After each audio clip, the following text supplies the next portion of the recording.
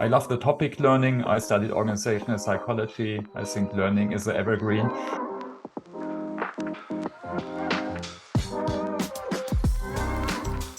Hi everyone. Today we have a special episode of Tea with Tea as I'm joined by Thomas, who will share with us his insights about learning.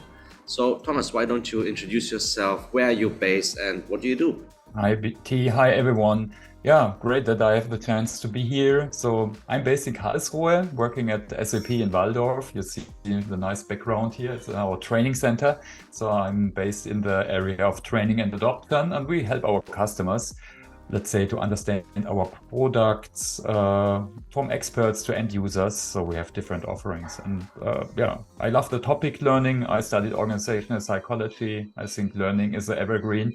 You never stop to learn. Sometimes you perhaps even recognize that you learn something.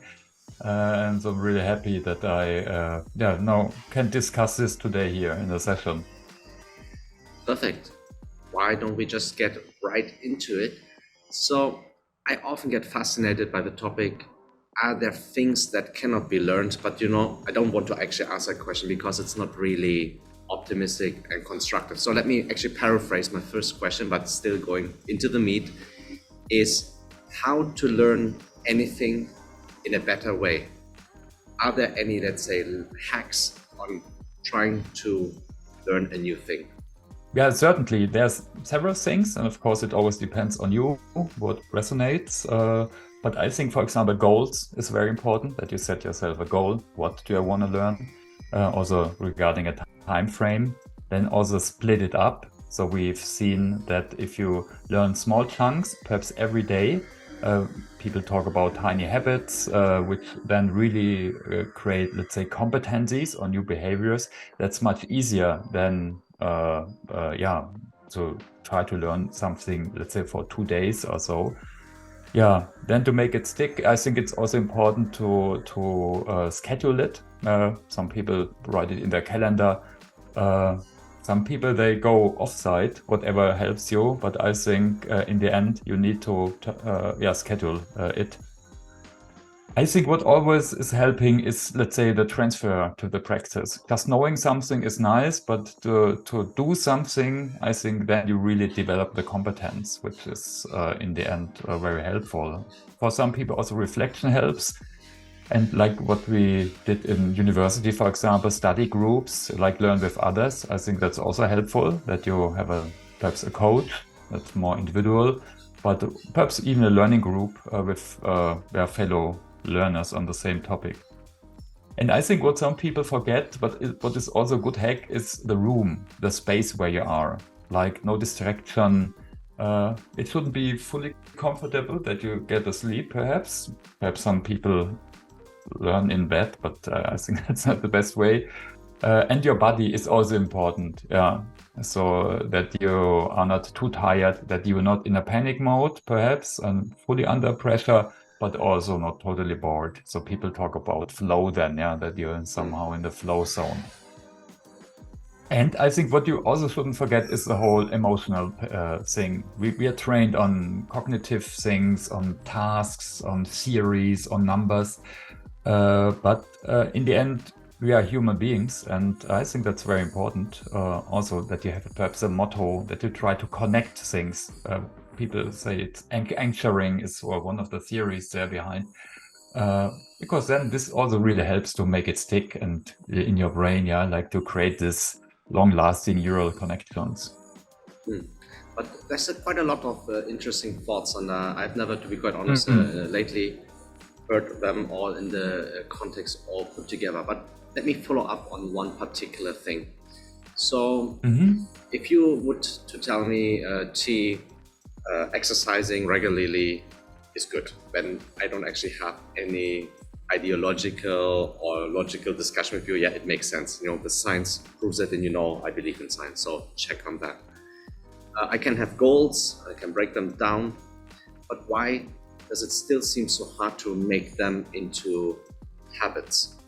Because the intellect is there. We know that doing this things makes sense. It's good for the body. I don't need to be, let's say, convinced or persuaded. Why does it still? Why is it still so hard? I think that's based on how we are built as humans. Imagine you learn how to drive your car. You perhaps remember in the beginning you were perhaps fearful, you were even perhaps in a panic mode. You were thinking 1,000 things at once. How need to, even if you, like in Germany, need to drive with stick often. So it's so many things all in one. So it's very hard. And some people are very stressed. So for example, myself, I didn't pass the first test because I was too nervous. But now I think I almost can drive when I'm asleep. So the body, so the story behind is the body and the brain that automate things, because you never can, let's say, perceive everything at once. So I think it's a very natural thing that change and very new things you try to avoid, or then you need to automate some things. So I think that this is this natural thing. And of course, some people are more open to change, and some perhaps more want to stabilize. But I think it's more this, let's say, how we are built, and it's always a little bit of a challenge to change and to learn.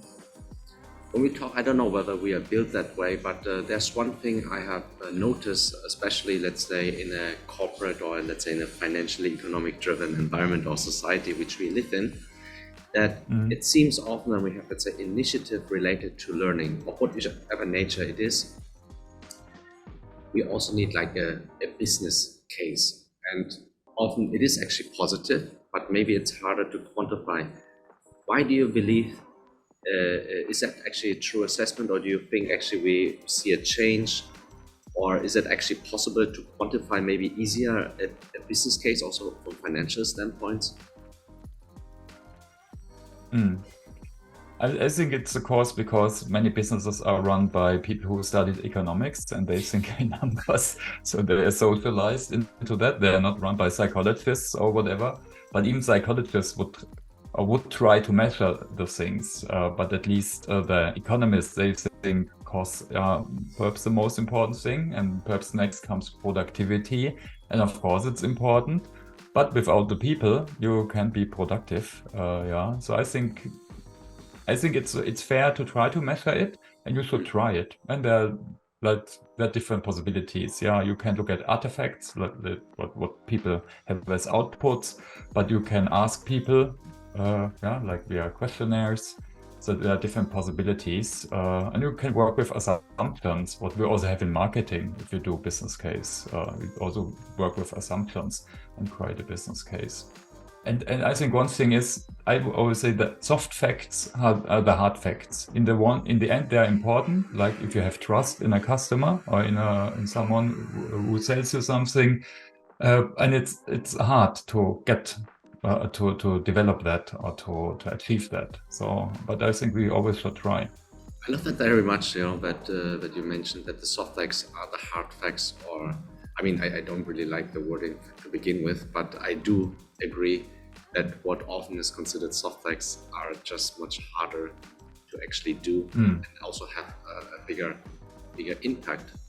But when we talk about, let's say, the hard learning, which we all experience at some time, when I ask, for example, just randomly, like, what was the last thing you have learned? I actually do see that a lot of the learnings are related to academia or to work. So it doesn't, I get really, to be honest, like, but maybe it's just also my environment, but I could ask 10 people, and then a lot of them would say, I learned this language because I'm preparing for this kind of work, or I learned this topic because it's coming up in school, or things like that. Why do you think there's not more learning around, let's say, leisure, pleasure topics? I think I always now perhaps move a little bit to philosophy also. I hope that's okay. But also society. But I think we were more and more focused to performance than ever. Even in our private life, and like when we had the Corona crisis in Germany, we talked about system relevant jobs. So an artist was not a system relevant job. But I think without art, without music, where would we be? Yeah. Uh, of course, it's important to have bread and water and electricity. Yeah. So, but in the end, we have two brains, two brain halves. No, two brains would be cool. Um, so we have the left and the right brain, and the one people say the one is for the emotion, the other is more for thinking and reasoning. And I think, especially in university and school, we mostly look, let's say, at the reasoning, and this whole emotional stuff is being left out. But we know without emotions, it would be nothing. And in the end, we behave after our emotions. Like if you trust someone, that perhaps it's because of their great business case, but it's in the end because of your emotions very fast in some seconds. Yeah, so I think it's perhaps how we are built, and I think we always need to reflect that emotions are also very important, and that everywhere it plays an important role. No, not at all. I just wanted to say because a tea with tea is getting philosophical quite often, and that's why I actually want to follow up, because I think it's a very, very interesting and important thought you have here. Especially the trigger word was system relevant, and artists were apparently not system relevant. And I remember how they closed the discotheques and places of meetings and things like that, but it was really like a double standard. Yeah? So it wasn't really the meeting place, but it was just a profession, so to speak, and all. But then, from my own experience, let me share you a little story. When I was working up my ranks in my former employer, I had the so-called advanced leadership course. Yeah, so I was already, let's say, around 12 years in my professional career, and that advanced leadership course was only about emotional intelligence. So I was actually very happy that we really addressed that.